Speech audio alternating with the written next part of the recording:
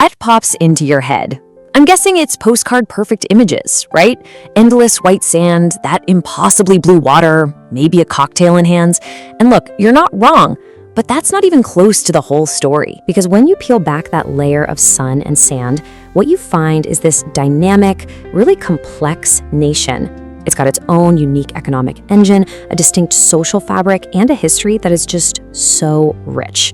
Okay, let's dive in. So first up, let's start with that familiar idyllic image. You know, the one that gets millions of people from all over the world on a plane. Geographically speaking, the Bahamas is this huge, sprawling Atlantic archipelago. We're talking about 700 islands and cays scattered across the ocean. But get this, only about 30 of them actually have people living on them. And yeah, all those cliches, they are 100% true. The water really is that crystal clear turquoise, and those famous pink sand beaches, they're absolutely as stunning as they look in the pictures. But how does a place like this actually run? I mean, what's the business model behind all that beauty? Well, that brings us to what you could call Paradise Incorporated. And this chart, wow, it really tells the story. Tourism isn't just a part of the Bahamian economy. In a lot of ways, it is the economy. I mean, look at that. It makes up a staggering 70% of the nation's GDP. Financial services and everything else, they're just playing a much smaller role. And to put that dominance into perspective, just look at this number. In 2024 alone, the country welcomed over 11 million tourists. That is almost 30 times the country's entire resident population. Think about that. It's just an incredible scale of operation. So when you boil it all down, the economy is really standing on these two pillars. On one side, you have tourism. It employs half of the entire workforce and is mostly fueled by visitors coming from the US. And on the other side, you've got offshore finance, which uses the country's status as a major tax haven to bring in strong banking revenues. But here's the catch, right? When you focus so much on just a couple of things, it creates a pretty big vulnerability. Because with sectors like agriculture being so small, the nation has a heavy reliance on food imports. They've got to bring in food to feed not just their own people, but all those millions of tourists too. Okay, so that's the money side of things. But who are the people living in this paradise? What's life really like for them?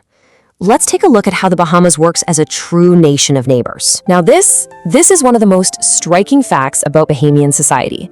Even though it's a nation made up of hundreds of islands, the population is incredibly concentrated. A massive 70% of all Bahamians live on just one island, New Providence. That's where the capital city, Nassau, is. And what's really fascinating is that even on that one island, you get this incredible mosaic of life. You've got these world-renowned, super luxurious enclaves like Lyford Cay and Paradise Island, and they exist right alongside these historic, totally vibrant working-class communities like Grantstown and Fox Hill. It creates this really rich and diverse social fabric. So how do people get around? Well, it's a pretty unique mix. First off, you drive on the left. That's a little souvenir from British rule. The backbone of public transport is a fleet of private shared buses they call jitneys, and they're even starting to modernize with a new digital pass system for payments. But if you head over to the quieter family islands, yeah, don't be surprised if a golf cart is your main set of wheels. All right, let's peel back another layer and look at the fundamental systems that hold Bahamian society together. I'm talking about education and social security. So public education is both free and compulsory for kids, and it's structured on this 6-3-3 model. It kicks off with 6 years of primary school, then it's 3 years of junior high, which ends with students taking what's called the Bahamas Junior Certificate, or BJC.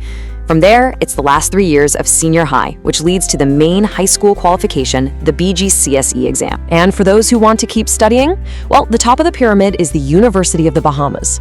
It actually grew out of the old College of the Bahamas, and today it's a really vital national institution, offering more and more bachelor's and master's degrees. And what about a social safety net? That's where the National Insurance Board, or NIB, comes in. It was established by an act back in 1972 and has been running since '74. It's the core social insurance program for the country. It provides really crucial benefits for things like sickness, maternity leave, and retirement.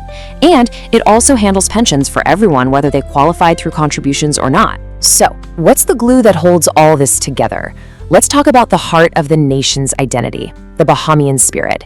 And you can see it in its government, its history, and its national heroes. The country's political setup is a parliamentary constitutional monarchy.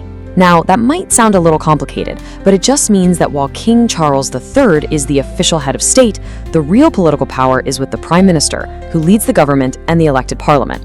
It's a system they inherited from Great Britain. And this timeline shows some of the key steps on that path to becoming a modern nation.